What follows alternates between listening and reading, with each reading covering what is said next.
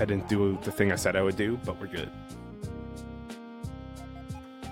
Sick.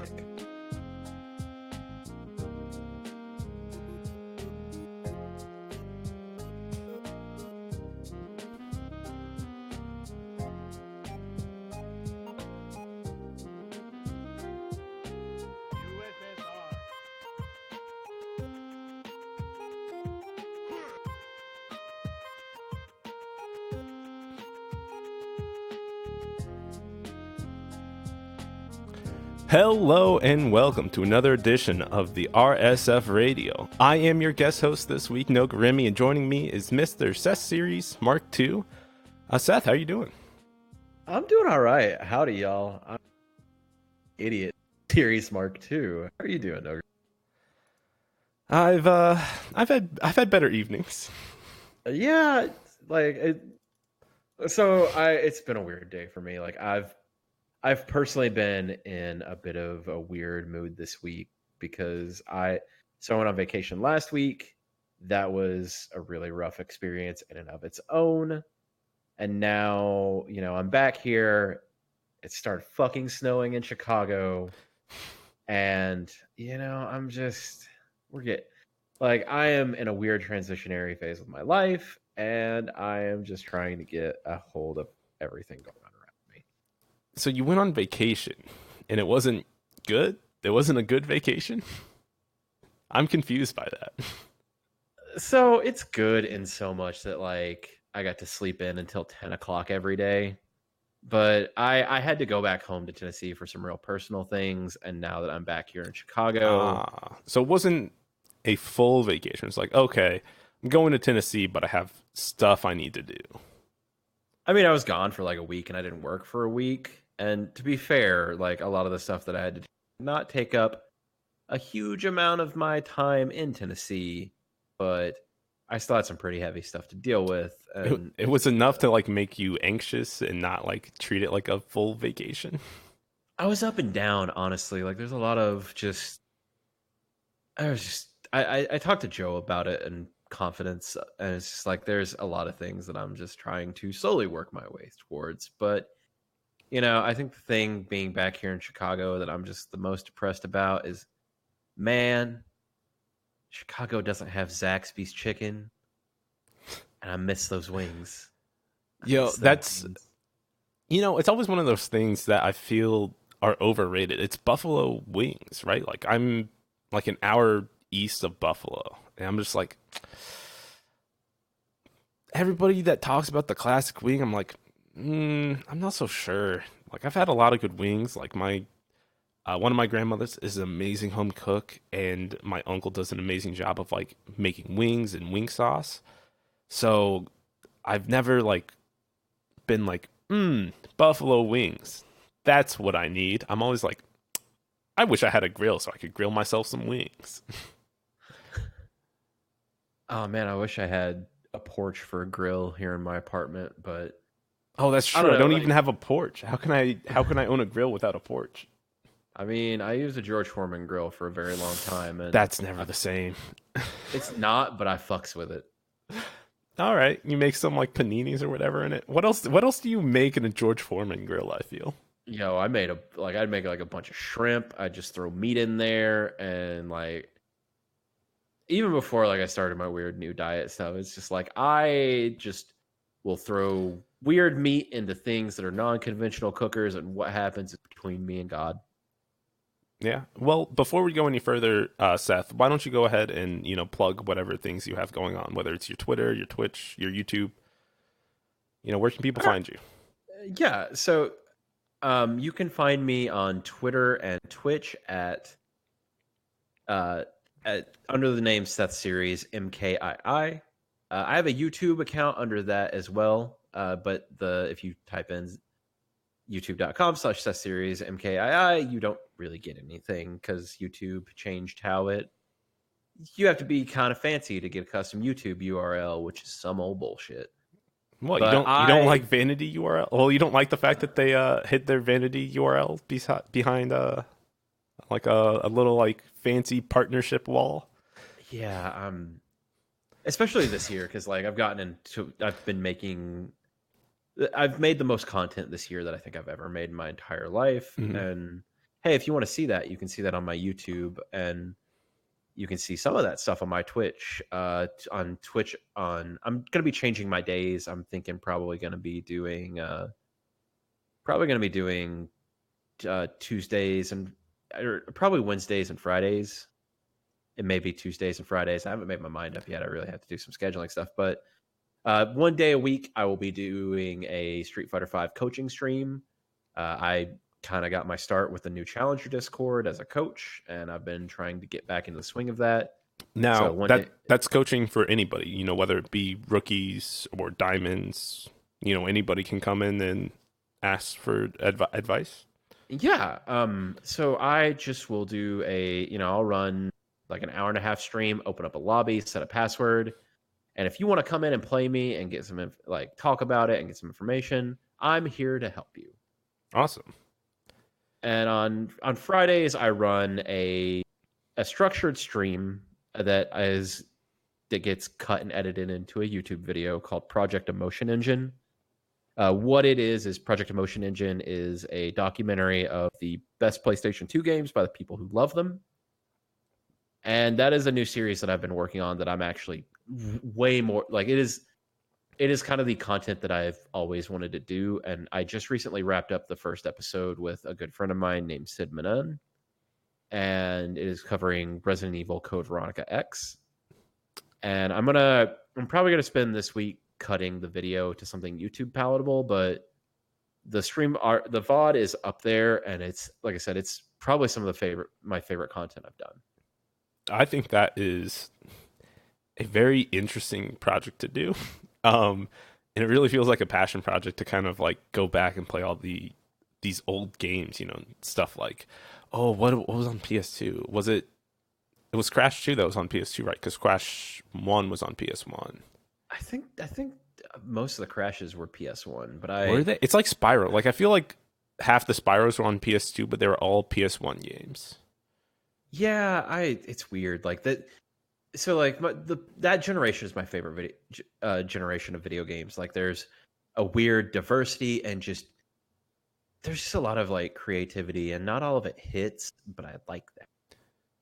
Yeah, Like my favorite games of this generation have been games that feel like PS2 games, like Nier Automata, Bloodborne, like a bunch of stuff like that just doesn't feel like a conventional AAA yeah, game. games that don't necessarily conform to what people's idea of what a video game should be of nowadays, but we're definitely like what games were in the PS2 era, like kind of like hollow together, kind of wacky, not like not did a decent job storytelling, but like overall just like felt good to play. I feel Like I think there's just a general homogenization, especially with like Western AAA development, that it's just I don't fuck with it, and no, that's my you don't like own weird tastes. you don't like a Call of Duty every year. Okay, so to be fair, I actually really like competitive shooters. Just sometimes I just want to turn my brain off and like fire fake guns, and Call of Duty gives me that. I kind of got super into Destiny a little bit more just because I like the movement options in it, but I'll fuck with a shooter. Right. I feel like everybody has like, this is my game for this. Like this is my fighting game. This is my shooting game. This is my RPG game. This is, my such and such game. Like like Puyo Puyo Tetris is like my puzzle game. But like then you run into things like, oh, should I get Tetris Effect? Well, I have Puyo Puyo Tetris. What do I need Tetris Effect for? And that kind of stuff. It is, and it's just like I don't know. Like my time is very limited, so when I go out and like try to consume things, like I want experiences, and I want something that's like I would rather have like a game that's a 3 or a 4 out of 10 than than like I would rather have a game with more personality that's maybe a 3 or a 4 versus something that's just homogenized that's an 8 or a 9. Right. So, I feel like that's definitely a sentiment that resounds among a lot of people, even when they pick their fighting game characters, where it's just like, no, I don't want to play Akuma because he's top tier. I want to play, Ken or Sakura because, I like how they look. I like their story. I like, you know, other things about the character besides just them being a good game or a good character or, the best or a top tier. And, looking at that, it's just like, why play any of those when you can play Akuma and he does everything that you want to do with those characters? I feel a little bit different about that. I think how you choose your character there's a lot of factors behind it, but I'd be lying if I said I wasn't. I'd be lying if I said that the character I picked wasn't because I have an emotional attachment to that character. Yeah, your Cody? Or are you talking about your Laura? My Cody. My Laura was definitely just tier pick that worked out for me. Well, she has other assets. I'm glad you leaned into it because, boy, howdy, I was about to go to places I'm not supposed to. PG-13. Except PG-13. We're allowed more than one swear word. Hell yeah. Oh, well, fuck yeah. Yeah, fuck yeah. Fuck yeah. No, so it's weird. Like everything I do is like just kind of weird. Like, and you can see in how lax my workload and how lax my content is, just that like everything I do is uniquely personal and a passion project, or else I just don't do it. Right. Like I've recently, at the behest of some people, and especially like after the RSF nomination and voting stuff, like I've tried to put myself out there and like make some more content and like kind of experiment with some of the things that I'm personally passionate about. And I think that either I'm going to build an audience of people who like my weird buffoonery, or I'm not. So I would rather kind of just coast on the person I am than anything else. But yeah, so like those are the main venues of content that I have. My YouTube channel is a collection of my fighting game streams, the soon to be edited Project Emotion Engine stuff. And occasionally I sit down and do kind of a long video essay where I talk about a particular topic at length. I have one of those in the pipeline as we speak. So going back to your r/Street Fighter sponsorship, how did that come about? Did you nominate yourself to be a part of that, or did somebody else put your name into the hat? So that entire thing started as part of this push for me to actually put myself out there and make content and see how I did. And I did nominate myself, which like feels a little bit. I mean, weird. I've gone in there several times and nominated myself. And I always have like 4 other people like that I nominate, and then I'm like, and also myself, just in case. I get it. But like my original nomination for hey, I have access to people who know how to do this push and know how to like help me get myself out there. I need to learn how to do it, and I need to get comfortable like making and putting out content and trying to be this creator that I want to be. Because, I definitely kind of see an end to my fighting game, like my time as a competitive fighting game player. Like, and it's just how it is. Like, everything is finite, and it will end at some point. And so it's just one of those things of like, I really need to start developing habits and like getting used to making this content and doing things before I phase out, for the time when I do transition out from like hardcore competition and all this stuff. So that kind of started, and then I started pushing out the links, and I started talking to people, and I started like just working on a bunch of stuff and started making content. And I want to give a big shout outs to St. Cola and Classico, both of which helped me like understand how to actually market myself and how to make content. And a lot of the people from the Chicago scene, particularly like Gento Boy used to go by Juggernips. Juggernips. It's such a fun name to say. Juggernips. You have to like Classico. You have to put like extra pronunciation or like extra emphasis on the nips. Like it's Jugger Nips. It really is. But like Chicago is filled with so many talented people and people who are working on pushing themselves and like trying to make brands. Like, you may not know this, and this is something I'd like all of our viewers to know. Did you know that the Midwest FGC has a clothing line? No, not quite. Not that specifically. Like it was specific to the Midwest. I feel like I've seen. There's always the combo breaker stuff that I see, which is Midwest Apparel. Yes. So we have. It's called the Midwest Movement, and I'll get the Twitter for it. That way, if you want to check out some of these shirts, I feel like I've seen it. It sounds familiar. If you have seen someone in a Big Chillin' t-shirt or a shirt that says Midwest you guys Movement, are Big Chillin'? We are Big Chillin'. Okay. But so you can actually find that merch on Twitter at MidwestMVMNT. I will actually retweet, or I'll drop the link to this. Yeah, if you want to send it to me, that'd be great, so that we don't lose it. Yeah. And that'll be in the description or in whatever Joe decides to make for this. Yeah, so like all of those clothes, A, are super fucking stylish, and B, go to funding our players. That's pretty dope. Yeah, so this all the proceeds of this set go to funding Midwest players will go to fund Midwest players to get to tournaments. Now, what is your definition of a Midwest player? Like if you go all the way down to Texas, are you still Midwest?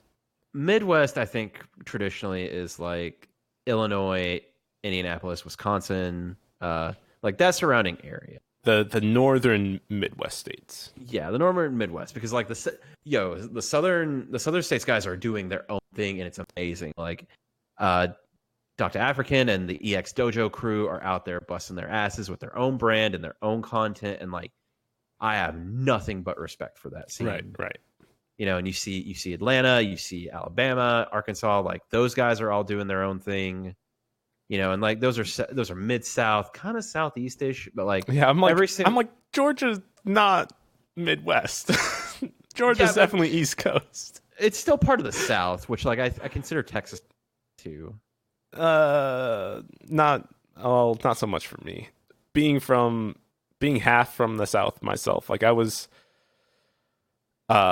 raised a lot in like mid to northern Virginia, and I kind of developed an understanding of what the South was, and Texas was always like outside of that. I feel like it was just like, yeah, they became a state before the Civil War, but they're on their own power grid. Texas is an East Coast. Like there's a separation here between the South and Texas. Like you don't get this Southern accent from. I'm not even doing a Southern accent. I'm like, you're not. I'm more Texan. I'm from Tennessee. So I'm going way to Texas, and it just sounds wrong, right? Like it's not Southern. Now, if life was like a box of chocolates, it's entirely another story. You know, I am more than happy to dip into my accent. That's its own. Please do, because I'm terrible at them. I'm good at like saying specific words or phrases in a specific accent, but outside of that, I just lose it, and I can't do anything, or it's extremely racist, and I shouldn't do it anyway. So, I mean, so like, hang on. Yeah. So like, in all honesty, you know, you get a little bit of twang in there, and there's a little bit of just kind of here there, like, howdy y'all, how you doing? So like I do this partially it's like a part of my work because I work in IT for a school system, and it's like I use my accent largely to kind of like a way to lull people into a sense of security, because IT is weird. Like I think there's a power dynamic there, and people are uncomfortable talking to IT. But see, quite the opposite. I'm also in IT. I have done full phone conversations as IT support in an Indian accent, just to mess with people. Oh, and literally it got so good that and like one of my coworkers was like, you probably shouldn't do that anymore. You're too good at it. You hate it. You hate to see it. But so at this point, it's just basically like, I'll the way I use it is like, I'll bring the accents like, howdy y'all, my name's Seth. How can I help you? Hey, what's going on? How are you? And then at some point, someone will get uppity with me and I'll go from, yeah, don't worry, y'all. I'm here to help out. We'll get y'all taken care of, to, no, sir, that is not how this works. And it's like, You go it's the from verbal. your southern hospitality to clean hospital language. No, Yeah, sir, we cannot help you today. it's the verbal equivalent of like, of just dropping the boot on someone. Like, it's just, And no, you just see how like they like don't know what to do anymore. They're like, what? Wait, what? It's not today, sir. About like I've always answered like the help desk phone like, hi, this is Nogarremi. How may I help you? Like classic like drive-through style. I've definitely got years of call center work just kind of beaten into me that has me do the exact same thing. So it's definitely interesting to like to switch between all of like the different styles and be like, I think your particular anger and needs this level of accent and like taking care of, or like how I should talk to you, or like it's interesting how you can change your word choice and accent to fit a person's mentality and help calm them down, basically. Oh yeah, like that shit is crazy, and like there's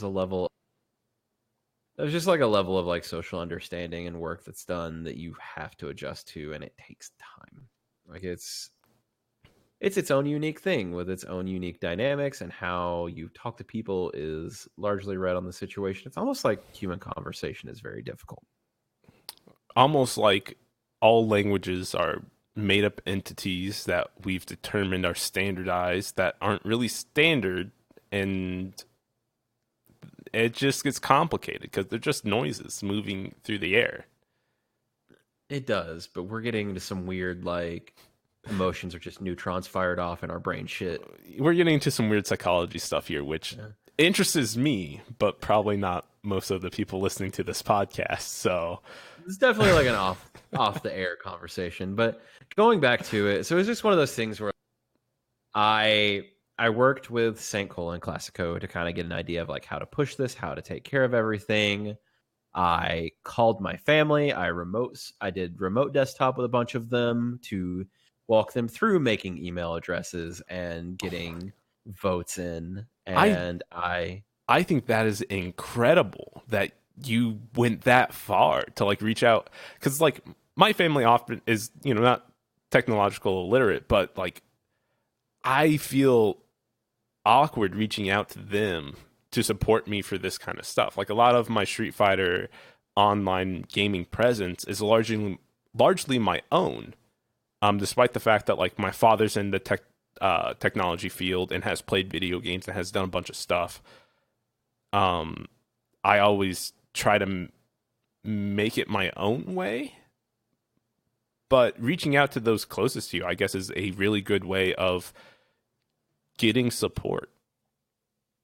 Yeah, so like I reached out to like the Knoxville FGC group chat, my old work group chat that I'm still friends with everyone with. I reached out to, I worked with the Chicago FGC. I reached out to all the people that I've done streams with and done content with, and just been like, hey, can you like take a moment of your time to do this? Like I bounced between a bunch of different Discords that I've worked in, and one thing that like I will sit here and say that I am super grateful for, and it's something that brought me to tears. Like, for those of you who maybe don't know me, I used to do a lot of mod work and coaching work for the new Challenger Discord, which is a RSF partner Discord that specializes largely in the development of and just building up of new fighting game players.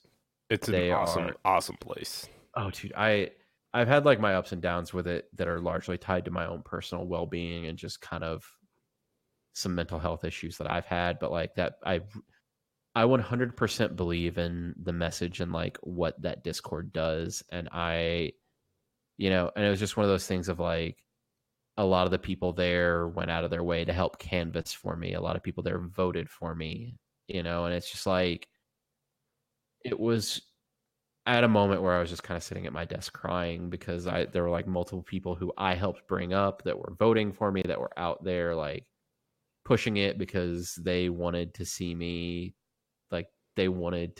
at this place. And it's just like, it's the first time in my life that I felt this level of support from all of the people around me, and it Now, was a lot. Like, it was a lot, it's and it's yeah. always great to kind of feel that love and warmth and support from a community that you care about and that you've been a part of a lot and you've given a lot to finally feel like, oh, you guys do care about me and I am important to you. Like that's something crazy. To really kind of feel that love back. But during this time where you were, trying to push for the sponsorship, did you finally decide on your MKII versus MKV kind of decision on your name, or was it something else? So here's the thing about that. Like, SethSeriesMKII is just a PlayStation account. Mhm. There's some real. I have like a lot of emotional significance tied behind the like SethSeries Mark II branding. It's what I use for all of my social media. It is my tournament handle. I've changed some of my stuff, some of my names around just so that way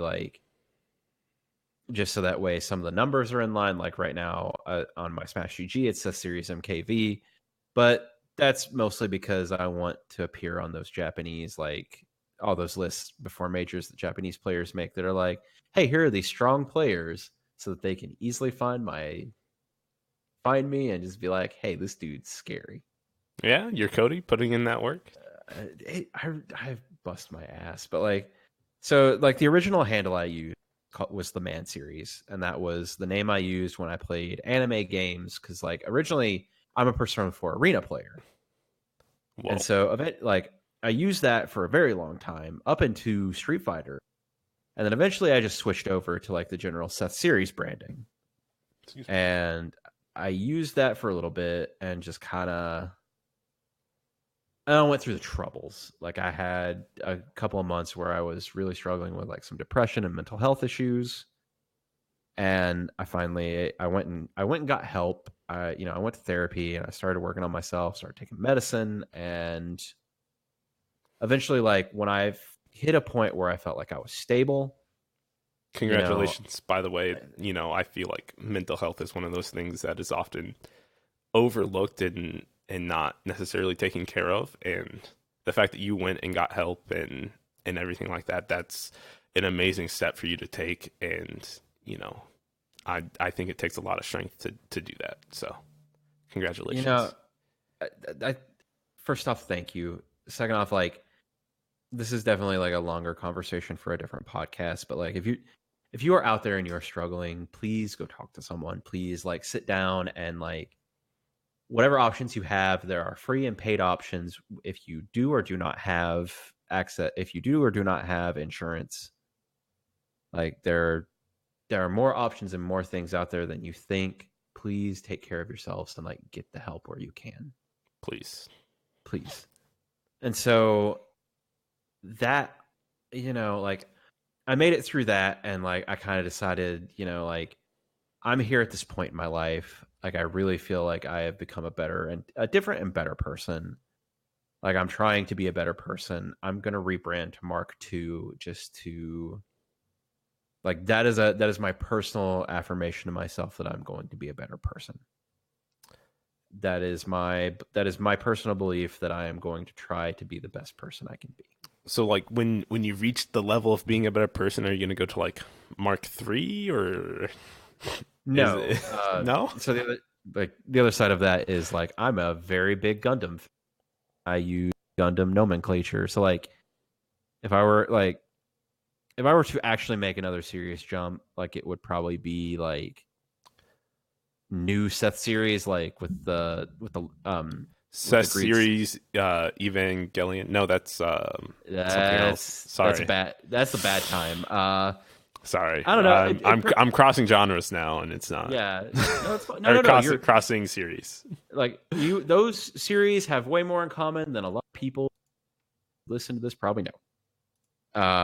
But like at some point, like I will find some sort of mecha branded rebranding that I will go with. But like as it stands right now, like I am for the first time in like years, especially with like a lot of the weight loss stuff that I've been doing, and like especially after kind of getting this output of support and talking to people that I have, like I am arguably in one of the best places in my life. And I am trying to, I'm arguably in one of the best places in my life, and I'm trying to continue that. And like, I don't know if I'll need another rebranding, but like, I feel like I've started to hit where I want to be and who I want to be. You almost feel like you don't want to hit the point of like another rebranding. Like you never want to hit another low where like you feel like you need to rebrand yourself again and like develop this new identity for yourself again, because of how much work that you've put into this one. And it's just like I really like was on a like when you hit Seth Series Mark II, you're like,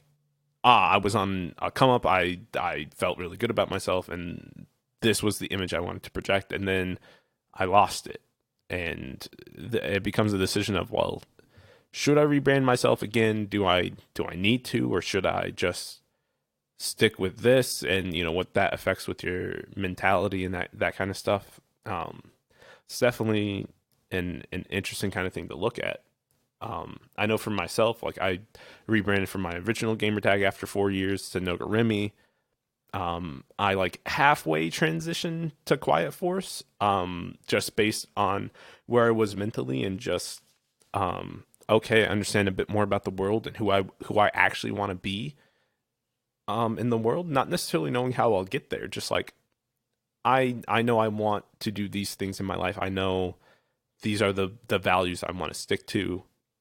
So I was like, let's rebrand to Quiet Force so that, I can kind of do this. And then it was just like, I'm so well established as Nogarremi. Do I really need to rebrand as Quiet Force? And like all of this, all of these actual like weird, interesting thoughts of like, I have this brand. Do I want to rebrand? It becomes more complicated the more effort that you put into an identity and the longer that you've had an identity. I mean, I definitely agree. And I think a big important part of that too is like, especially with like our branding and like the things that come along with that, like who we project ourselves as, like a lot of that are things that are under our control and things that we are important. And it's just,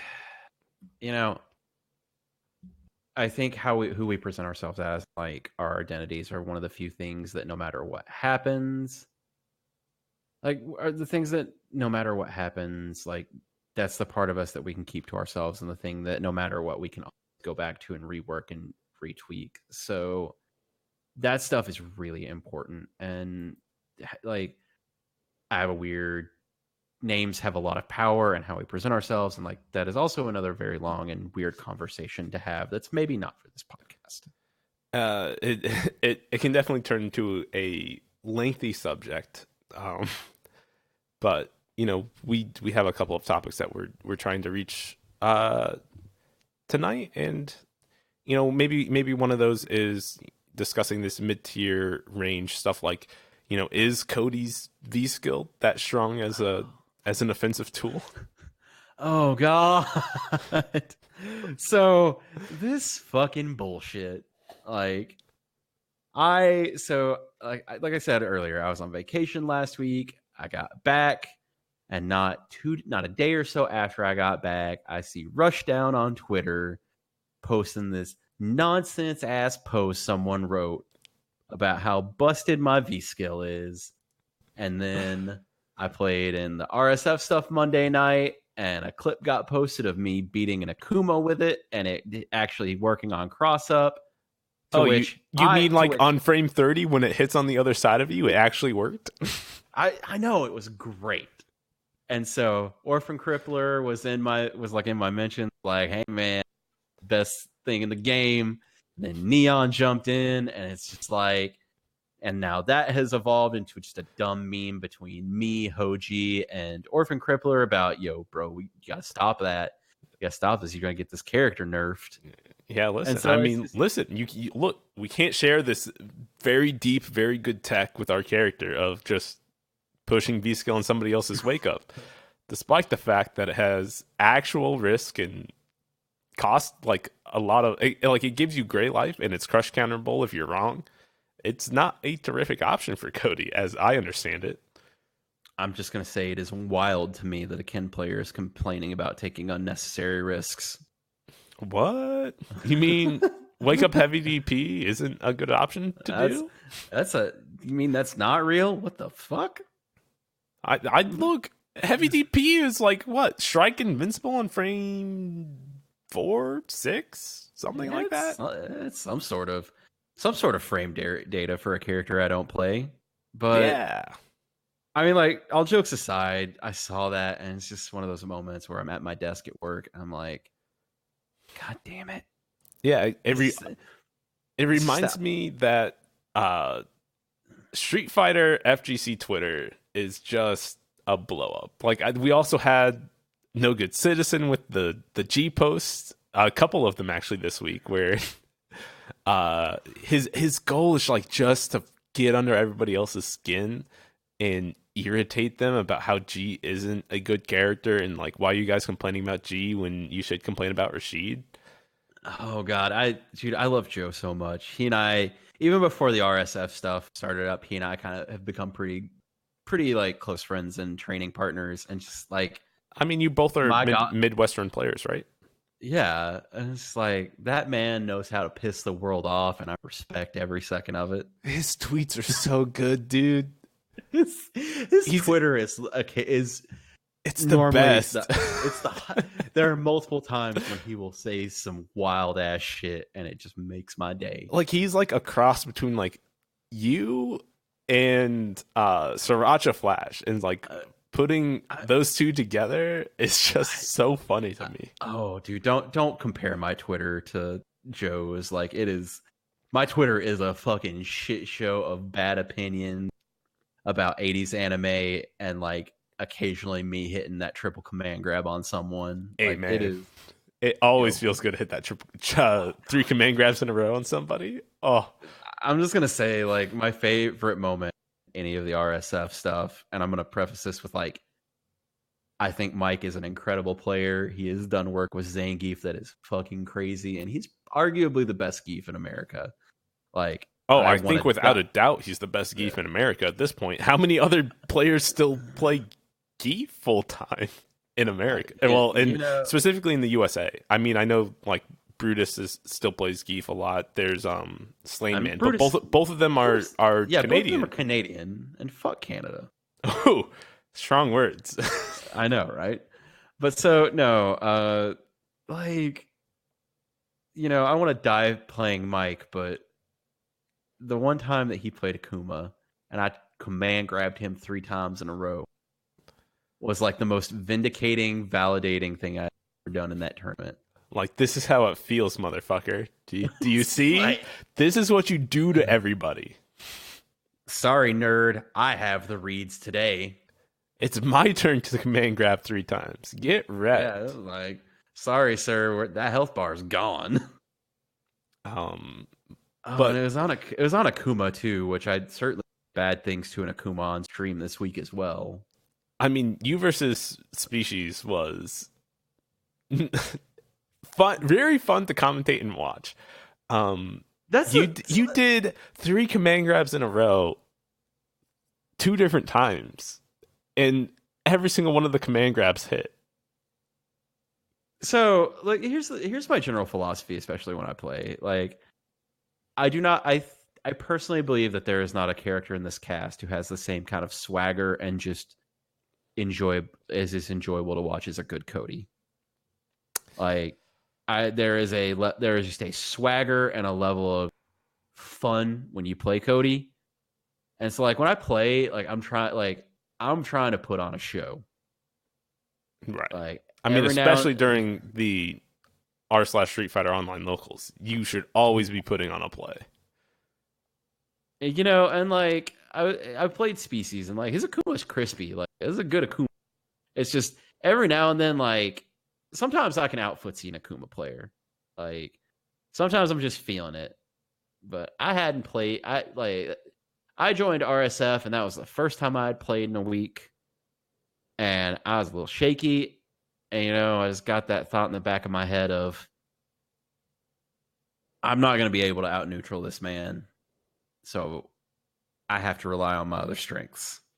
Go big or go home, brother. Yeah, yeah. So it's just like I'm about to do some fucking grappler shit, and it's you've always basically been a grappler player, right? Like you've always done like a half grappler, I feel, because you did Laura before. I don't know who you played. So like here's I don't know how deep your fighting game history goes, but like did you play like Abel in Street Fighter 4 or something?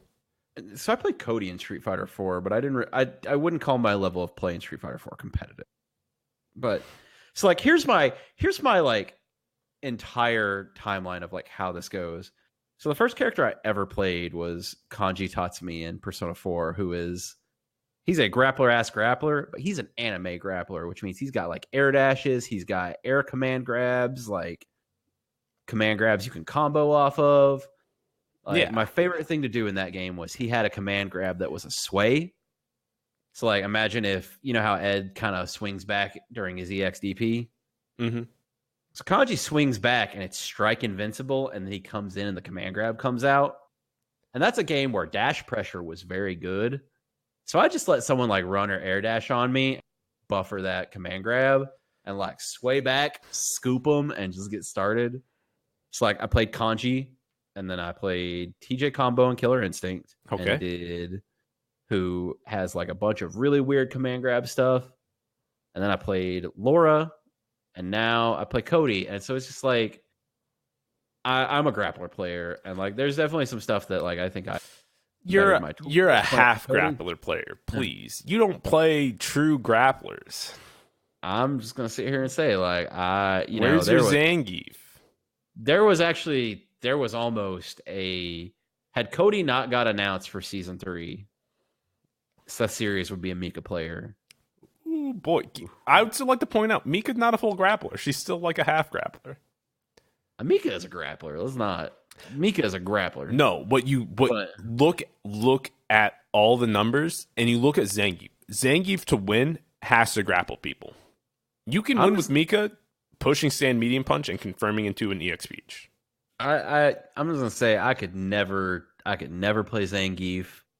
360s and 720s are for weird psychopaths, and I am not like I'm not that live. Like I don't have the ability to churn butter and drool on my stick in a way that just works. That's how you feel about Zangief players? That's how I feel about the 360 motion and the 720 motion, and also Zangief players.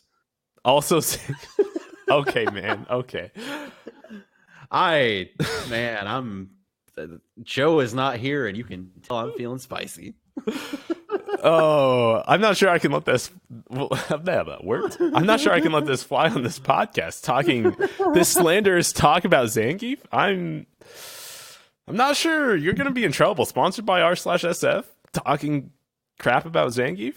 You're gonna have some people talking to you. I'm gonna get people from my own scene yelling at me. God knows we have Geef players. But in terms of everything, like, how do you feel like Cody really matches up against the rest of the cast? Do you feel like he's, can he really fight all the top tiers the way that I feel like some people at the beginning of the year felt like Cody could?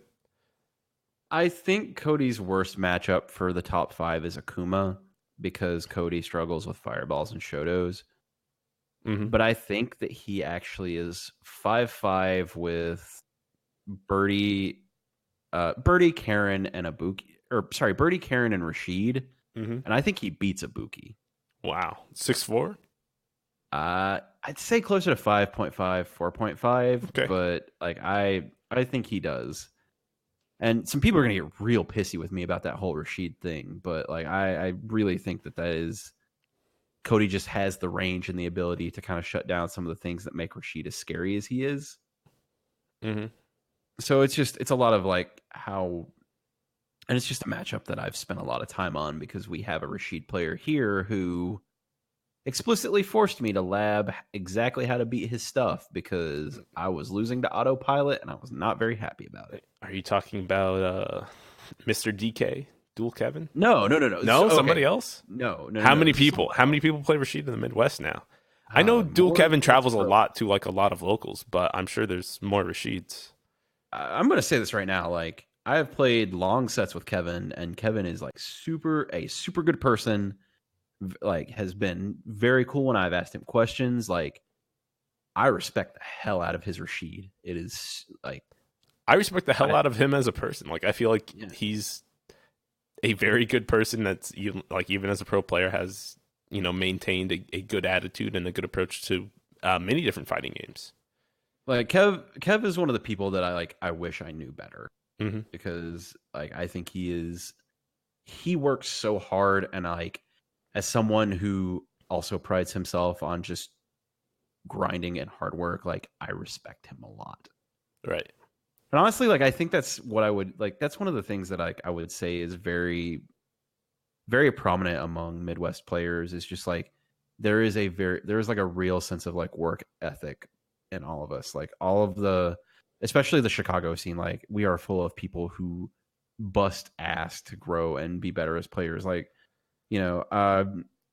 a couple of one of our best players right now who has been winning locals and tournaments left and right in our scene, Zach in a Box, like I have seen him grow heavily as a Colin player, and like he was good, right. like he was good, and he beat me senseless when I first got here, and like I grew, and I've watched him grow in response, and like it's just like there are moments where he'll say something like, yeah, I've been really focusing on like this aspect of my play, this, and this. And like, I can tell he means it. And like, I see these improvements, and there are a lot of our players that are like that. We have like our stronger players, which I consider myself a part of. And then we have a very strong like group of upcoming players, a man who not only has one of the best names in our scene, one Pico de Guile.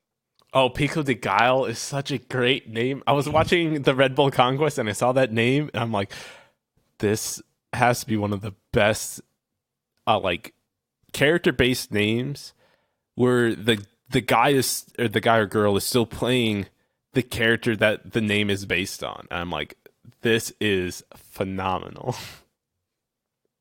Yeah, so Pico de Guile. So Carlos is like I have seen Carlos grow throughout the last year, and I love that kid to death. He is such like an like a lot of all of our players have like a very strong work ethic of like giving back to each other and training with each other, and like we work hard. Mm-hmm. And like I think Carlos is like the shining example of what good guidance from our scene can do for a player, because he has become a very strong guile in his own right.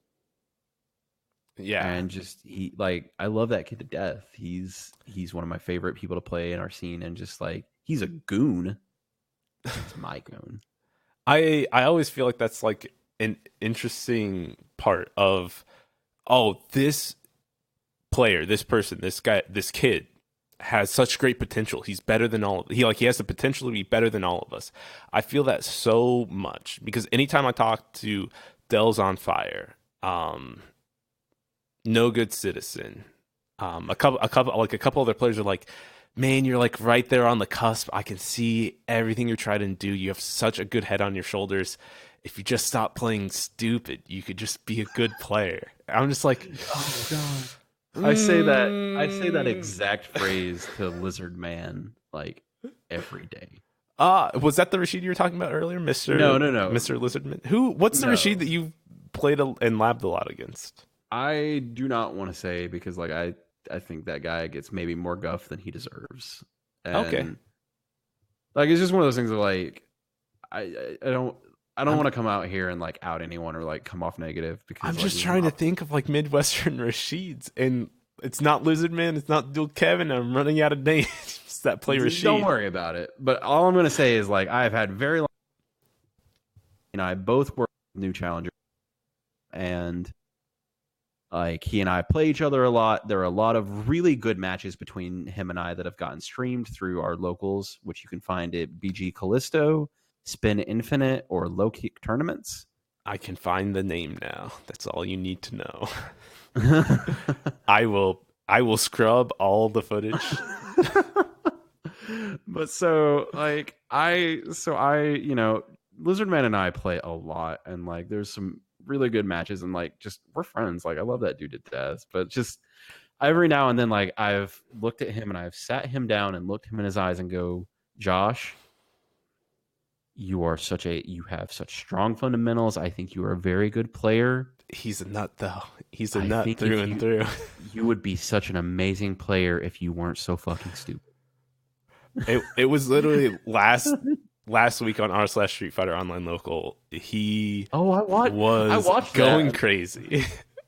I watched all that, and like it was one of his first times in the top 8, and I was just so mad at him because he just did stupid thing after stupid thing after stupid thing, and I'm like, dude, just chill for like 2 seconds and think about why you're actually like losing or winning a match. And then his stuff just works. Like he occasionally makes like the thing is like he is such a tech specialist. Like he knows a lot of stuff for that. So like you'll have a moment where he'll do some dumb shit, and then 2 minutes later he pulls out like, hey, here's this incredibly specific setup that works against this character very well. And you're like, wait, what the fuck? Well, welcome to me and my experience playing Ryu, where I just like I do a lot of dumb shit, but sometimes I have some really good setups. Like if you ever look at a Ryu and it was like, man, that Ryu had a really good meaty fireball setup. That's me. I do meaty fireball setups for no goddamn reason, but they're so fun to do. The only problem is you need your opponent to like not quick rise. It's like you need them to just stay on the ground for like an extra 40 frames, and then you're good. You can get a meaty fireball. But there are setups where like if I dash forward, do my normal setup after a light Tatsu, and then like I backdash once and then throw a fireball, I'm like, cool, I'm plus here and I can like push a roundhouse. And it's just like, that's a sick setup. What other Ryu does that? None of them, because it still gets hit by a wake up EXDP. Thanks, Capcom. It do be that way sometimes. It really do be. It really do be like that, because the balance of Street Fighter V is just it leaves something to be desired, especially in the case of Ryu, where Ryu is not a bad character. Like he has a lot of good tools that work for him, but he just doesn't have that consistency. So I have some thoughts about that. And I know this is largely in regards to that tweet that was going around that was just talking about like, hey, Ryu has not been in like top 8 in like 2 years? He hasn't been in a top 8 in a long time. Long ass time. I don't think he's won a set in a Street Fighter top 8, CPT top 8 since 2016. Since he was actually like considered a good character. Since he was top 3. I miss those days. Those days, I mean, I played Ryu back then, so I understand. But so, nothing. You haven't suffered through season 2. I played Ryu for season 2 until I decided to play Laura. So, like, I understand. So I played Ryu in season 2. I know I keep interrupting you and stopping your train of thought, and I'm sorry. I played Ryu in season 2 for a solid like 3 months, and then I picked up Nikali because I'm like, I can't do this anymore. It's legitimately painful for me to play this character. And then season 2.5 came out, and I'm like, I can make this work. We'll figure this out. But I mean, so like, here's the kind of thing I think about this, and I think just largely about the balance of this game. I think that the big problem with a lot of characters, my own included, is that there's always like the conversation of, why would you put all this work and all of this effort into playing X when you can put it into Y, who does everything that X character can do better and then some? So for Ryu, that's Akuma, and for Cody, that's Birdie. Right. You know, and like I think that's probably one of the biggest problems with this game's balance right now, and it's just so like I think season 4 is probably the best balanced version of Street Fighter 5. Like it's my favorite version of the game. I love it. The only thing I would probably do in terms of balance changes is to bring the top 5, you know, in order: Akuma, Birdie, Karen, Ibuki, Rashid. Bring them down to like to the same level that 6 through 15 are. You Yeah, know, I really feel like that's an those- appropriate change here, because the top 5 are the top 5 because they have like a lot of winning matchups against the rest of the cast. But if like you tone down some of their tools, right? Like Akuma doesn't need to have the right option for every situation at just the cost of having 900 life. Like he either needs to have worse tools or have a different risk that needs to be applied to his kit, rather than like, pick right tool for right situation, where once you play the character long enough, you know the right tools for every situation. I mean, personally, like this is just my own weird thoughts on how Akuma works. It's just like I think him having 900 health doesn't matter because his damage output basically makes it to where Right. your opponent might as well have 900 health too. Like, yeah, Akuma literally does so much damage that it doesn't matter how much life your opponent has. All the Akuma player needs to do is not get hit. If Akuma doesn't get knocked down, or only gets knocked down in situations where their opponent can't get good pressure off of it, what risk does Akuma have? Akuma just goes back to playing this game where he out damages the opponent and gets a better knockdown and gets to continue his pressure. That's what it is. Yeah, it's weird, and like I understand why people are frustrated about the top 5, but like I also think that a lot of people aren't necessarily like educated well or understand like how to play some of those characters. Like I think for as real fucking mad as people get about Rashid, there are a lot of people who let Rashid players get away with a lot. Right. Like, crouch heavy's only 0 on block. You can challenge him pushing crouch heavy 3 times on block. It's not free. Yeah, and it's just there's a lot of weird specific character tech, and a lot of stuff is just underdeveloped because why would you? Because like other things, why would you spend the time developing and understanding these certain characters when you can just play these characters that don't have to deal with that? I mean, like who knows? Falk versus Rashid might be in Falk's favor. It's just we haven't spent enough that's time. The case with Birdie. Yeah, I mean, Falk beats Birdie pretty well. She can outrange a lot of his normals and really tear him apart and part of her pressure game.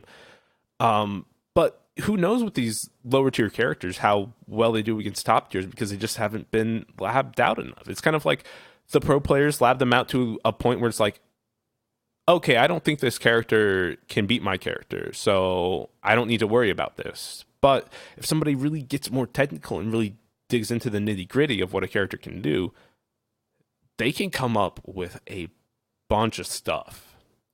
Like, look at how many setups have developed and grown from Akuma with the amount of people that play him. Like, the amount of work that Tokido has put in, that Haitani has put in, that literally any other player that plays Akuma has put in. Like, I know Sheldon Twitching, well, really Sheldon in general, Sheldon something ing is what he is on. Sheldon Verbing. Yeah, pretty. That's a great way to put it. Sheldon Verbing. That's pretty good. English degree coming into play. He's put in like a ton of time with Akuma and has studied Akuma and Haitani and like what they do. The like back and forth that those players have with watching each other's tech and, you know, pushing it forward. Like, there was a point where Haitani was doing a specific set of special moves after a stun that would build more meter than what Tokido was doing, and also keep him same side. Like, Tokido was doing light DP into Tatsu, and he would like switch sides and lose the corner. But Haitani was doing light Tatsu into light DP, and it would keep him same side every time. So stuff like that, like having these players like grow off of each other is really interesting and doesn't really happen when your character is less played and less visible. You can't see the small minute details that really make your character shine.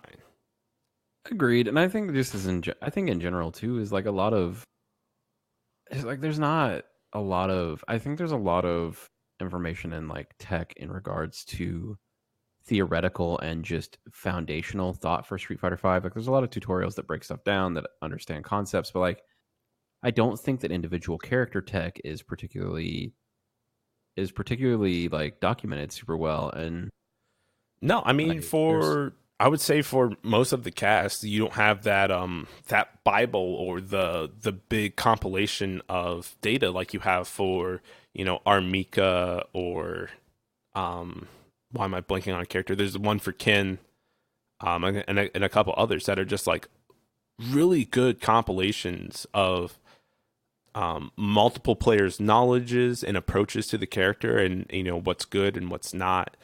That really talk about how that character can use the mechanics of the game, and how to make those mechanics a little bit more visible to anybody that's playing that character. I mean, like, last in Ultra Street Fighter 4, we had the Rendokan Bible. Oh, from Makoto, yeah, that was really good. And I really think the Armika Tech Box is the spiritual successor to that in every way possible. But it's just, and it's weird, and it's why like I've got Cody Tech that I've written, that I've developed, that I've documented or done videos for, and it's just, I think it's just really hard, and like the incentive is not there. Like being an FGC content creator is really difficult, and I think it's kind of, for as much as there's a well for it, it's just also like the barrier to entry is also very low. And it's what allows like some weird stuff to kind of go in, and like there's been some stuff going around this last week, especially with conversations in regards to players and like some ways people are handling content, and like the ideas of like how often content theft happens, how much like stuff for exposure happens, and it's just it's so hard. And like that's upsetting to me, the amount of content that just gets stolen. Well, at least in my case, what I notice is, especially from artists, is like their art gets stolen to make charms or posters, t-shirts, and they don't get a cent back to them, and then they try to report these people for stealing it, and it's just way more of a hassle than it should be. Or like the stores don't have a proper option to report somebody for having stolen art as one of their goods, and it's just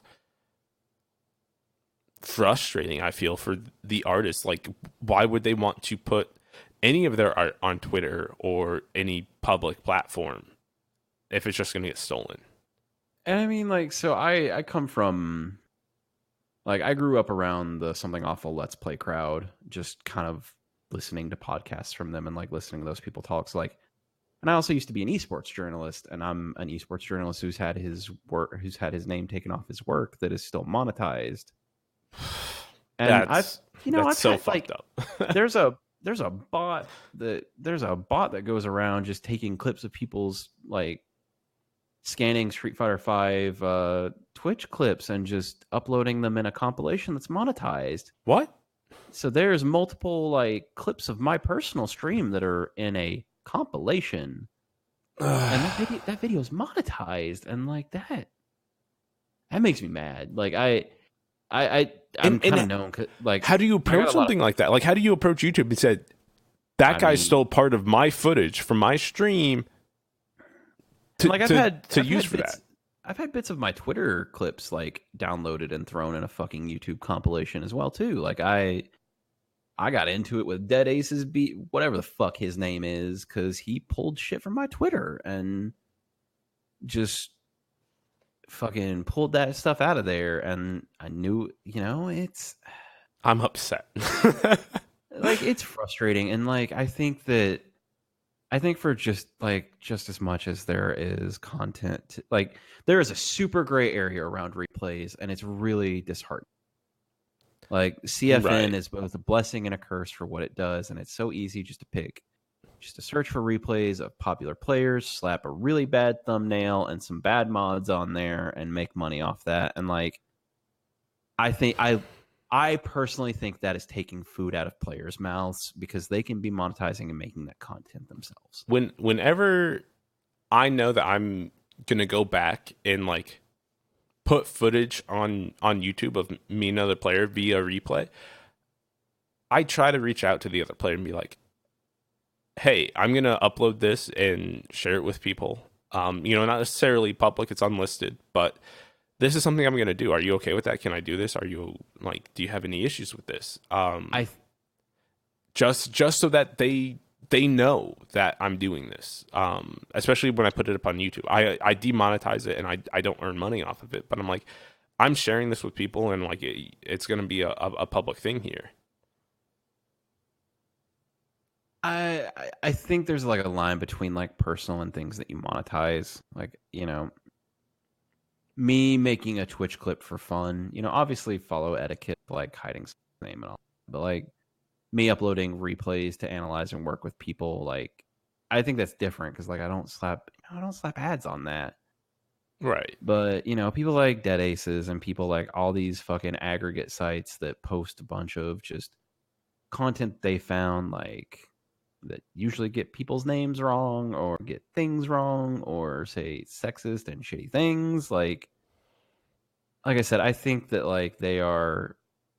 I mean, like I think I think that takes the food out of players' mouths who maybe Right. don't know how to market themselves, and that's an important thing. Is like, I would not say that I know how to market myself particularly well. I had help from St. Cola and from Classico and my scene to get better ideas of how to present myself, especially for the sponsorship. But like, a lot of people don't, and a lot of people like people that get taken advantage of, and people that like pay for services and pay for things that they don't really need. And it's just like I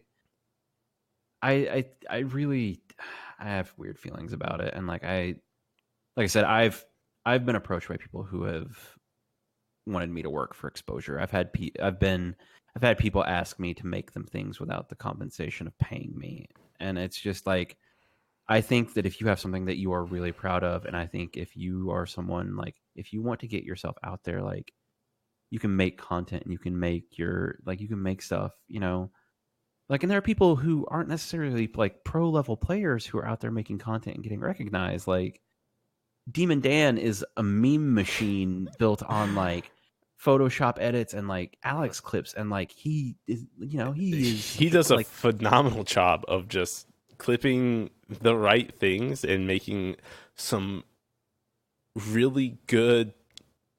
I don't want to call them memes, but I guess that's what they're all called now. Just like they make some really good memes of just like posting content and being like, "Look at what this person did," or like some very like baiting comment on top of his some of his clips, and like it really grabs people's attention, and it's really really well done. like real talk. I think that it is hard to be a personality. It's for as much as like there is an idea that everyone has to be a brand, you are your own personal brand, stay on brand, but like it's really hard. And like as I someone who's I as feel someone like who has like done creative works, and I'll let you get to it. I'm sorry, but no, you're good. like as someone who's done a bunch of creative stuff and like tried to establish himself as something and had moderate degrees of success, it's not easy, and it takes time, and it's easy to get and it's easy to get taken advantage of. And like I said earlier, if you really value yourself and value your work, like if you are passionate about something, don't do it for free, and like make sure that the things and the projects that you do for you are ones you grow and like learn from. I feel like this, to go back like a couple of sentences from you to really emphasize the point of, you don't need to put on a perfect persona when you're online, to be considered a good person, to have your content be watched, to contribute to the community. Like this idea that, oh, I have this persona, this is what I'm pushing forward, and I always have to be this whenever I'm pushing forward any content, is a very bad idea. And it's very much like this cancel culture that we have going on, where people are digging through your tweets and your history to find like anything that you've ever done wrong and to use it to refute anything that you're trying to do in the future. It's a very bad way to identify who you are, to identify who somebody else is. Nobody is precisely 100% what you see online. They can be tamer, they can be more wild. They're always multifaceted, and very much what anybody posts on social media is very society oriented. And so if and comedians really suffer this the most, of when, okay, 10, 15 years ago, people were making gay jokes and racist jokes and, you know, jokes about other different things. And you look at it today, would any comedian today dare to make those jokes in today's society? No. But I mean, but people dig through and like, oh, in your comedy special from '02, you said this thing. That means you shouldn't get the right to do comedy today. And it's just like, what? I just did what the people told me to do and what was getting a response from the crowd and how the society was moving. I mean, like, that's the other thing too, and like just coming from being like, you know, an artist and a writer. Like, one, I have weird thoughts about cancel culture, mostly because like, I think two of, you know, one of the biggest examples of what people cite as cancel culture is Louis C.K. and he has a special next year. But like, there are people making those jokes and like doing those things, and like the way I generally feel about it is, for comedy, like if you're gonna make that, like if you're gonna go for it, fucking go for it, you know, like, but it better be good. Because if you're gonna like, if you are going to joke that antagonizes or is like harmful or like spiteful or like not okay towards people, it better fucking land.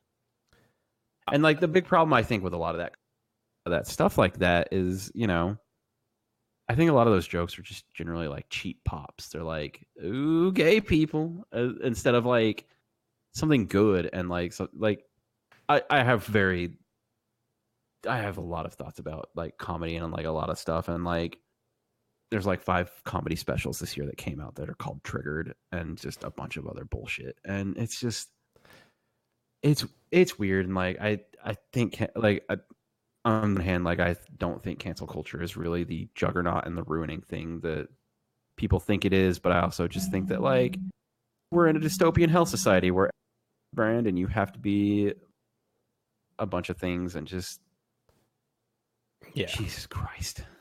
When when I hope everything's okay. I know that you just dropped something or whatever, but I feel like when so much of your life is publicized or publicly available,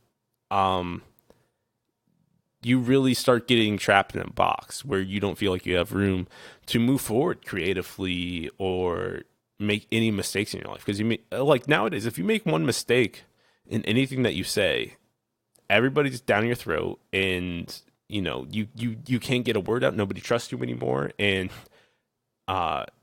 it will quite literally almost take like half a decade to build any trust back after like staying silent for 2 years and then like barely posting and then being like, okay, people are trusting me again. Let's, you know, post some more, and building all of that trust back takes so long. And like, I think personally, like that's maybe the wrong way to approach that though. Like, you can fuck up. Like, they're like, you know, yeah, I feel like people just forget that people fuck up. Like in normal everyday life, people make mistakes. Everybody make mistakes. I think there are some things that you have to pay attention to, and like some things that are like worth important noting. I'm going to use maybe a little bit of an older example here, and it's just kind of something that I've personally thought about a lot, especially with the scenes and the people that I've run with. You know, like a while back we had an issue where like internet personalities were getting in heated moments and really bad racial slurs. And it's one of those things where like you have to ask the question of, why is this word something that is this easy to slip out of you? I think that like certain levels of scrutiny and certain levels of understanding are important in things. Like you should always like, there are things that you should challenge and things that you should look deeper into, but like people do make mistakes. And like personally speaking, using specifically the anecdote that you just mentioned, like laying low, like there is a difference between like laying low and saying a bunch of stuff and like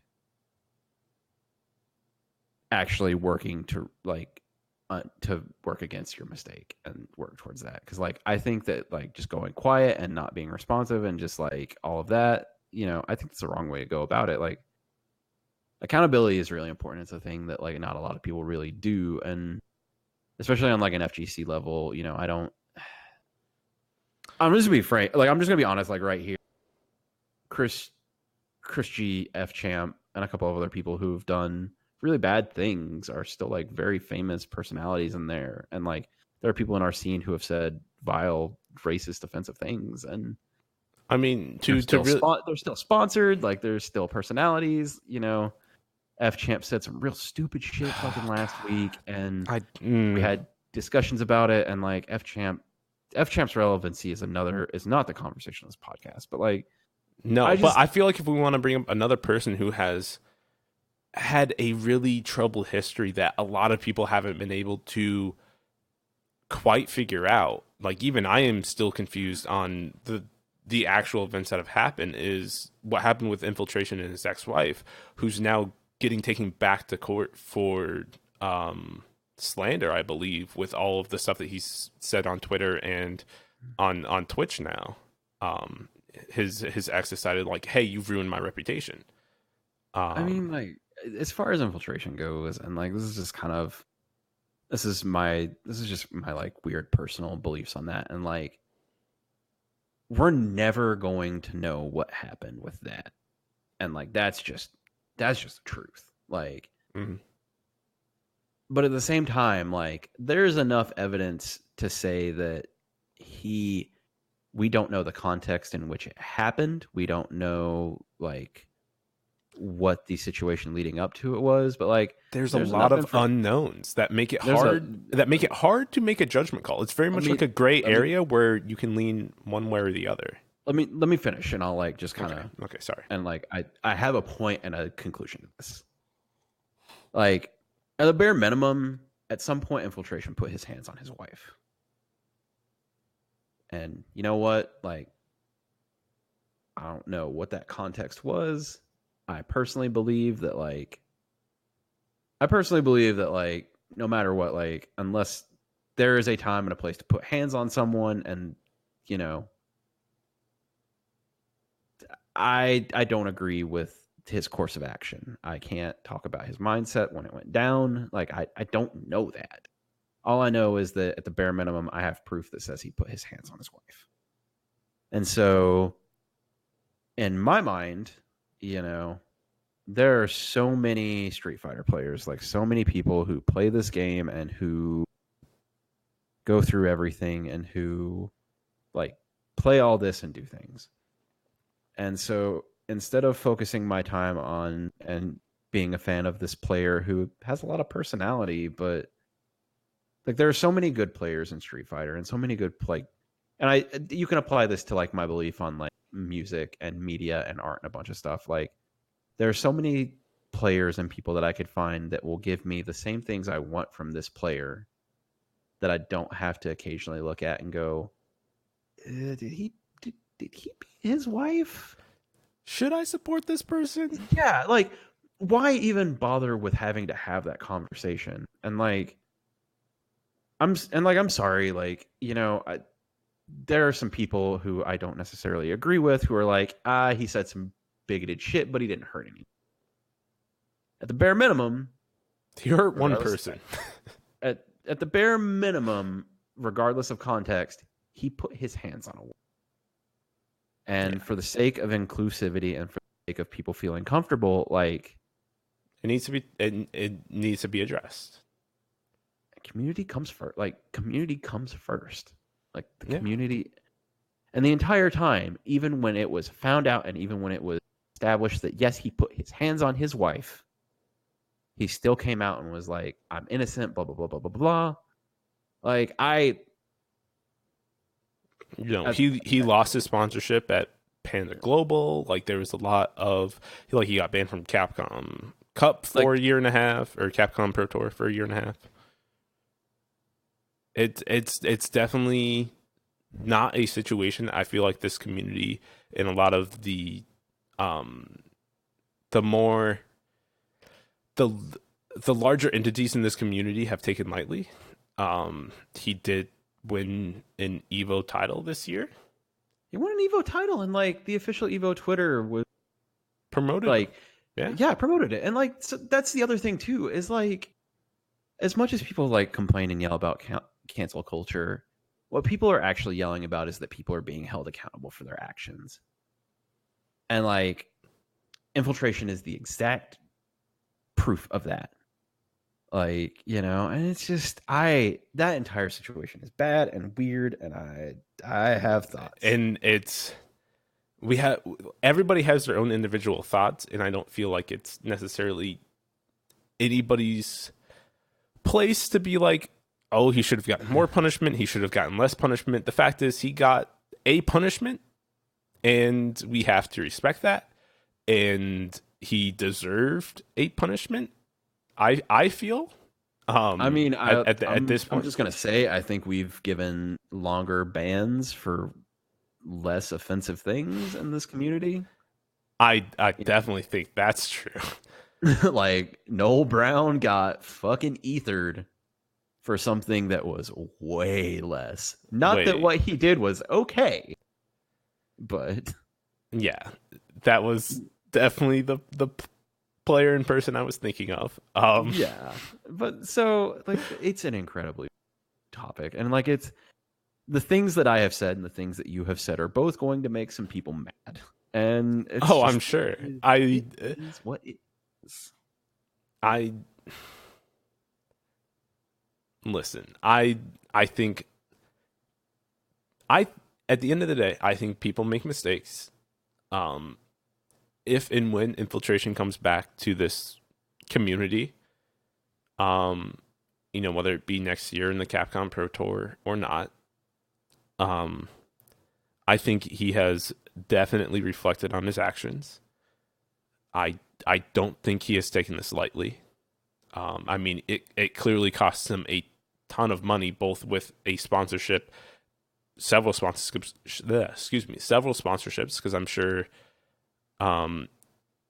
he wasn't just working with Panda Globing. I'm sure he had several other stuff like Razer or HyperX sponsoring him and giving him money for promoting their products. And not even talking about tournament winnings that he might have. It's definitely cost him money, and if anything that people respond to, it's money, and not getting money is harsh, and so he's definitely thought about it. I mean, I'm sure he has, but at the same time, he's also now in a defamation suit because the way that he carried himself after that has inadvertently caused someone to be harassed with death threats and all that kind of stuff. Yeah. So, it's never an easy situation to handle. I don't think he did the best job of handling it. I don't think his wife has done the best job of or his ex-wife, has done the best job of handling it. I don't think Evo did the best job of handling it. All I'm gonna say is personally, I don't fucks with Infiltration. I don't. This podcast is not sponsored by Infiltration. No, it is not. And honestly, they will disagree with me for this, but if we banned Noel Brown for the shit that he did for as long as we did, Infiltration doesn't need to be back. And that's just kind of... I feel like this is something that shouldn't be as taboo to talk about as it is. I feel like a lot of people have remained very quiet. A lot of people have not put out their opinions on this situation because, again, there's a lot of unknowns and gray areas that make it hard to make somebody want to put out an actual opinion on what happened. But the fact is, it's happened, and very much in the same way where people find it taboo to talk about religion or how much they earn or politics. This is very much almost like a political matter where it talks about the rules of a society that we have formed, or of a community that we formed, and what we find acceptable and what we don't. And the sooner that we talk about these rules and structure them in such a way where they are coherent, I feel like the better the community is off, and the more understandable people will be if they make a mistake, and how we need as a community to develop the procedure for a lot of this stuff a lot better. Like, should there be a process to appeal in a community? Is a 1.5 year ban long enough, or should there actually be an appeal process where you have to show that you have done better and that you are worth having in this community still? Like, there's a lot of stuff that's not talked about because people are uncomfortable with it. And I mean, those conversations are hard to have, and like a lot of that stuff is like, the reason is like it's such a wide there's a lot of it's a wide reaching. Like part of the things I feel about this is like, especially for our community, which says it's trying to be inclusive, which is trying to like get as many people in as we can and like try to build more diversity in the community. And like, the way I see it is like a lot of people are putting, the like comfort and safety of a large group of players. Like, there's a lot of women players that have become very prominent in the FGC. And like, yeah, I would say if anything, 2019 has been the year of trying to make women not feel uncomfortable in this scene. And so like the way I feel about that is it's just like, so many people are willing to throw those people's safety and feeling of comfort at events away for one person who hits buttons good. And yeah. Like I said, I'm very community focused, and like I try to carry myself in a way that is like respectability. Right. Politics is an entirely different conversation, and I'm not like, this is gonna come off a little bit weird, but like, again, as someone who tries to carry themselves in a way that is positive and like tries to be like, I am the product of a welcome, nurturing environment and a welcome, nurturing community. Like, Knoxville took me in and saved my life when I was in a really bad place. Right. New Challenger helped me build a scene when I did not have one. And my time in Chicago has pushed me from just okay to like a great doing player. Well at event, like to a great player. Like a great player. And like I think that those opportunities belong to everyone. And I think that like the way infiltration is handled and the way some of that was handled is going to deny those opportunities to people because they don't feel safe. Now, all I want to say is that as a community, we need to break down the barriers to discuss these things. We need to discuss these things, as uncomfortable and awkward as it makes us feel. It will only propel us forward as a community, I feel, when we start being willing to talk about how players in this community are treated, how people in this community feel when somebody does something wrong and they're punished or not punished, or what's an adequate punish. Should they be let back into the community after what they've been punished with? It's all a very hard topic to talk about, and I don't feel like we start moving forward until we start talking about these things. Like, I mean, those like at the end of the day, like a lot of these things are communal level. Like Capcom Pro Tour stuff is like a corporate event. As much as we love a lot of these things, like a lot of this stuff is like corporate sponsored, and Well, it is and isn't. A lot of the tournaments that happen around the world wouldn't happen without the community. Capcom sponsoring it is a big bonus, and it helps those communities out a lot. It helps them gain exposure. It helps them get money. It I'm helps these talking, like, tournaments kind of break like even instead of like losing money on every single event. like specifically with our scene and like with the Street Fighter stuff, and like there are events and people like it is up to the tournament organizers and the community people to make those decisions. When everything with Guilty went down after Evo, Right. we saw multiple TOs make decisions and make calls and like do what they saw best was for the community. Right. And I respect people like Rick, who runs Combo Breaker, Jabali, who runs CEO, the Frosty Fostings crew, for trying to do what's right for their community. And I'm not saying I'm not going to sit here and say that like anyone that doesn't ban infiltration is that situation is rough, and like I have very strong feelings towards it, and other people have strong feelings towards it. It's a weird conversation, but it's just like I think that yes, you're right. We do need to have conversations about these things, and we do need to like have an understanding of what goes down and what we're going to be doing. But the problem with that is like to have those conversations, you have to have two actors in good faith and in a Kappa R salty world and a not only have a incredibly loud one, they've projected it that way. Those good faith conversations are very hard to have, and very like it's hard to trust someone to have those conversations and them not be coming at you to fucking just show their ass. Right. And I feel like it's really a situation where we almost need to decide on what communal leaders we want to kind of like all sit down and have like a deep conversation with these things about people that we trust, people that we've had these individual conversations with and we agree with them. And then, like, okay, almost like at this point, we need representatives as a community to push the scene forward as a whole. But that is getting way out of our depth of field. In my personal opinion, like at that point, we're getting to way more politics of what a community is and how we're way more of like a society at this point. Yeah.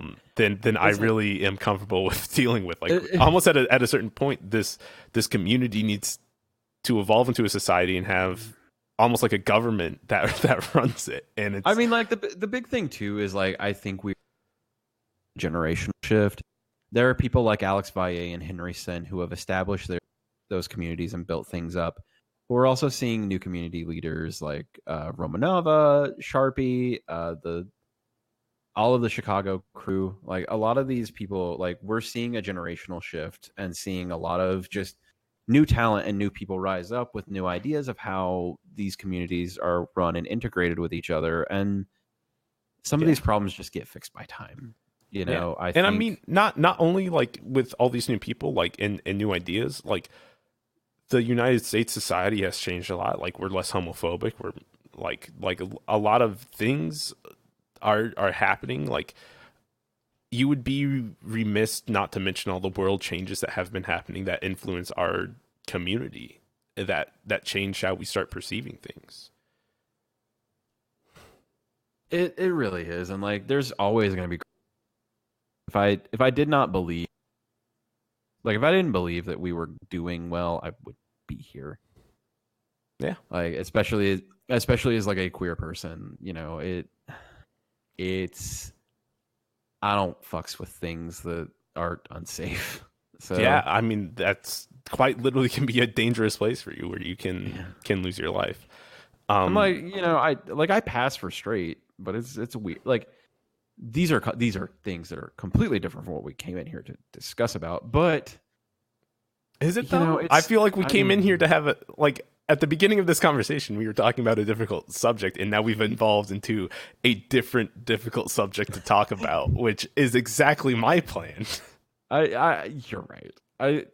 It's interesting, and it's a long conversation, and there's And I don't think it's fixed with one conversation. I think it's No. it's very much like this entire community gets like having a big communal discussion about, you know, who should be banned and for how long and, you know, whatever isn't something that gets talked about one time and that's the end of it. It's something that gets talked about, brought up, talked Bro, about. that infiltration shit happened like over a year. It happened. Yeah, talking about it.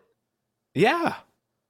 Like that's what I'm talking about. Like it gets brought up and talked about and it's it's repeatedly on people's minds because it's something, it's literally a critical point that will decide what this community is about. And that's how you know is a solid year, almost year and a half. We've been talking about infiltration and what happened.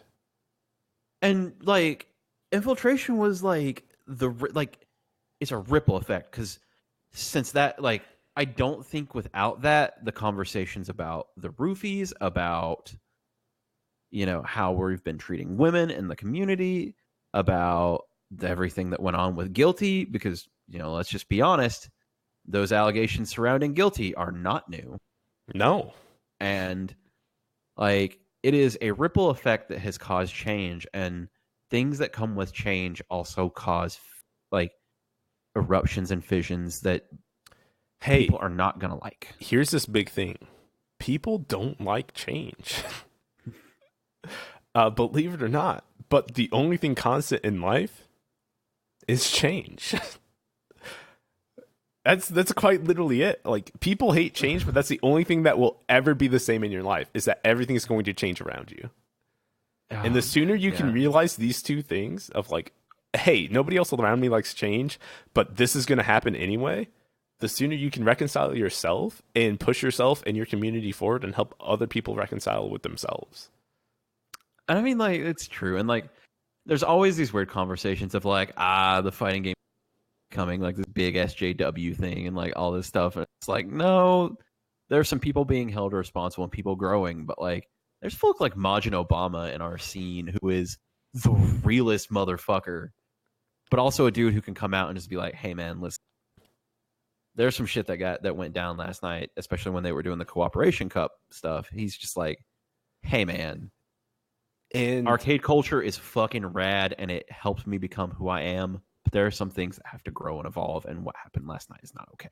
And like, let me tell you, there are some jokes Majin Obama makes that are not okay, that Guilty chuckle over. Right. But like, but it's definitely I find in the same vein of like Spooky, Victor Fontes, the guy who runs Team Spooky. He very much has that East Coast New York style of like, listen, if you're wrong, I'm going to fucking tell you you're wrong. I'm going to tell you what's actually happening. And that's where we're going to go from. And that is the exact thing that I look for in a lot of my good friends of like, you telling me exactly how I fucked up and why I'm a dumb, stupid idiot, even though you're calling me a fucking bitch the entire time. I understand what you mean by it, and I see that you're actually trying to fucking help me. I don't care what obscenities you call me. You're giving me real advice about like what's going on and what I should do and like how things are going to move forward, and like that's what I can get behind. Oh man, this is not where I expected this podcast to go, but I'm kind of glad. Like, I'm kind of glad the time that I show up these conversations, because I think they're important and necessary. They are extremely important. I think so many people are like, I don't want to talk about that. It causes too much conflict. I like, that's bad for my image, having conflict in anything I do. No, conflict is exactly what pushes all this forward, especially when you're somebody who has a large community presence and can move these things forward. And that is where I feel like this becomes the most critical for you to say something on these topics.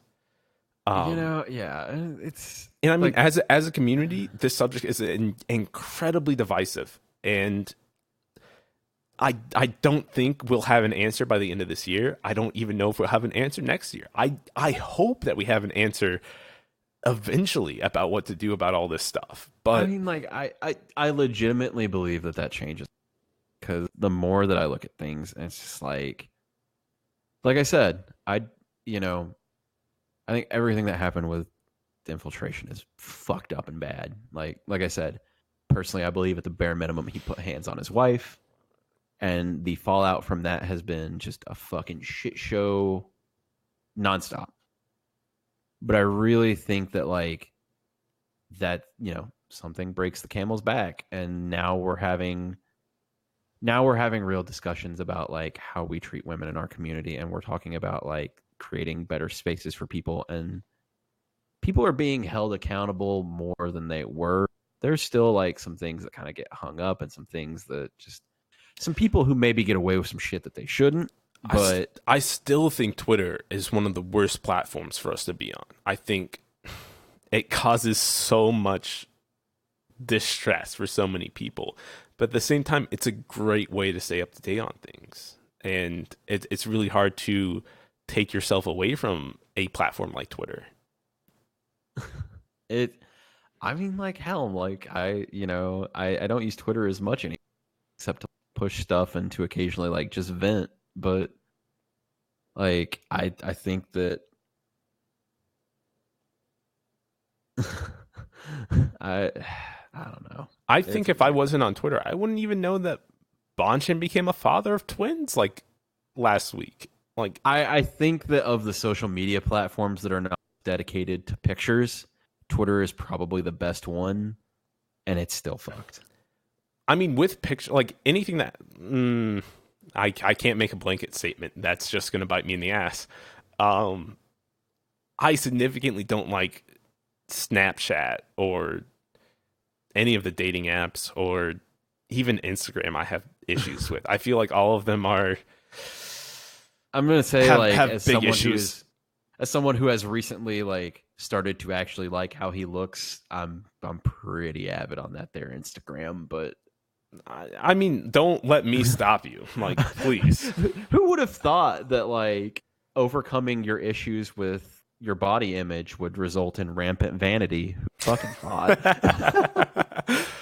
I mean, I've never suffered with that. I've always felt like I've at least looked decent. It's just everybody has different struggles in their life, and I certainly have my own, but I've never wanted to use Instagram. I only made an Instagram account because one of my ex-girlfriends made me. And after I broke up with her, I actually, I think 6 months ago, I deactivated the account. I don't even have an Instagram anymore.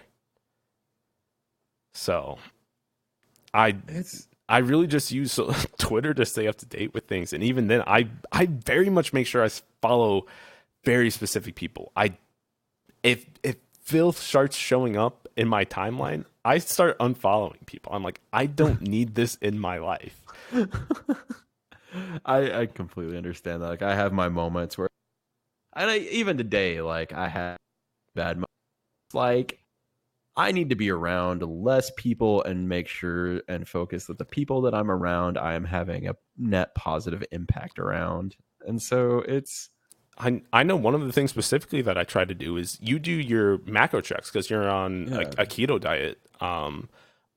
Every single time that you post those, I try my best to make sure to like them and, to make sure that, I'm keeping up with you, and that I know what you're doing, and almost like I'm holding you accountable, but you're doing it on your own. Because if you don't post something, I'm like, okay, I think you're doing fine. Okay. I'm not gonna talk to you about it. But all last week I'm on vacation, and that's fine. You're allowed to take a break, especially like, I mean, I know keto is one of those things where like you have to keep it up and be like, you can't have any gluten pretty much.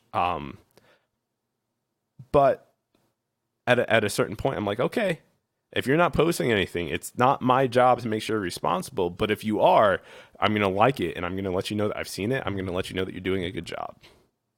Yeah. So it's just like,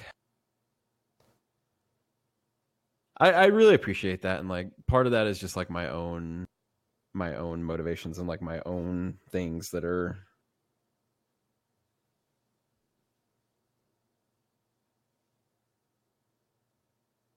like, it's my own things that are just kind of,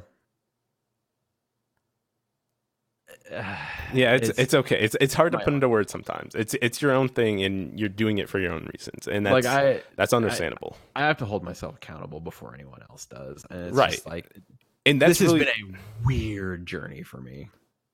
really holding yourself accountable and finding the things in your living your life in such a way where you find that you are proud of yourself is the best way to live your life. To not really rely on anybody for that gratification, to get it from yourself, especially in something long term like losing weight, where you're gonna plateau and sometimes and like struggle and be like, I really want to eat that ice cream, or like I want to have that donut. Like that's hard. Or like I know, especially for keto, it's like pizza. Pizza's like a big thing, especially if you're not in a city that supports a gluten-free diet.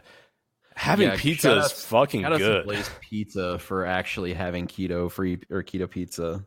Yeah, because it's rough. A lot of people love pizza. Like I think I could cut out pizza pretty well, but I suffer from other forms of carbohydrates or gluten. So it's definitely one of those things where you have to be proud of yourself, and you can't rely on others to do that, because you'll reach a point where, especially with social media nowadays, where one negative comment ruins your entire day, and you can't let that happen, because you reach a certain point of popularity. You're always going to have a negative comment. You're always going to have somebody trying to downplay you. You're always going to have somebody against you, and you have to stand there and not just look at the positive things, but look at yourself and be like, no, this is who I am. This is who I want to be. And I'm proud of myself here. I'm enjoying myself here. And none of you are going to change that. I know this has turned from like a Street Fighter podcast into like a community-oriented podcast into now a mental health podcast, but all of these topics are very much important, I feel.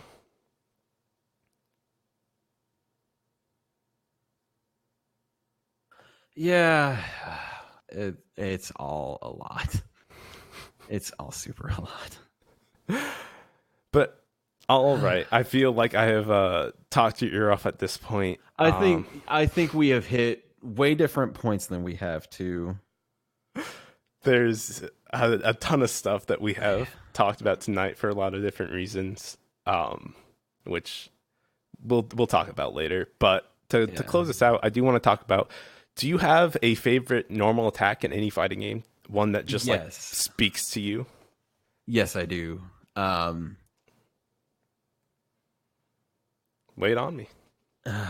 So, like, I think probably my favorite one in all fighting games is Kanji's. I can't really think of what the anime notation is, but big kind of you want some, where the entire hitbox is just a thing pushed in front of him. I don't know if I know what you're talking about. I've played a little bit of P4AU, but not a lot. But yeah, I mean, something like that is really cool. Like, you know, you want this, like that kind of thing it's an interesting kind of, like, it's always like the character animation, the way that they say the line, the delivery of all of it. It's super important to developing how the character is and how you react to the character. Yeah, like the weird thing about anime games is like all of their attacks have a really wild visual flair. Mm-hmm. And so that's just its thing. All right. And to follow that up, you know, what's your favorite combo in any fighting game? My favorite combo in any fighting game is honestly the caught me off guard here. I thought about this too because I knew I was doing this. Yeah. Honestly, like my favorite combo in any fighting game is the. Honestly, it's in Street Fighter V. It's just Cody's.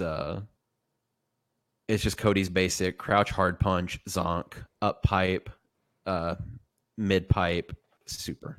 Ah, that's pretty good because you get an interesting juggle off the up pipe into mid pipe. Yeah, and like up pipe does a lot, so it's super like it's interesting. How much damage does that do overall? That's almost like a 40 or 50% combo, right? Like with no super, it's like a 350 hit meterless damage. Yeah, so with super, it has to be like pops up 450 or 500. It's 475. Yeah, that's pretty crazy. Yeah. But all right, Like, SethSeries. It's so hard. Yeah, I had a great time. Yeah, I mean, it was a lovely time talking to you. Thank you so much for being on here. One more time, if you want to plug anything that you have, just go ahead. You can find me on Twitter, Twitch, and YouTube. KII. I'm not going to be doing extreme stuff this week because I just got back from vacation and I need to reacclimate to my life. But next week I'll be back and doing things, and I'll be making content. I can't. All right. Thank you so much. That's been another episode of the RSF Radio Podcast, everybody. Thank you so much for joining me in SethSeries. I've been your guest host, Nogarremi, and I hope you all have a good night. Have a good night, everybody. Peace out. Peace.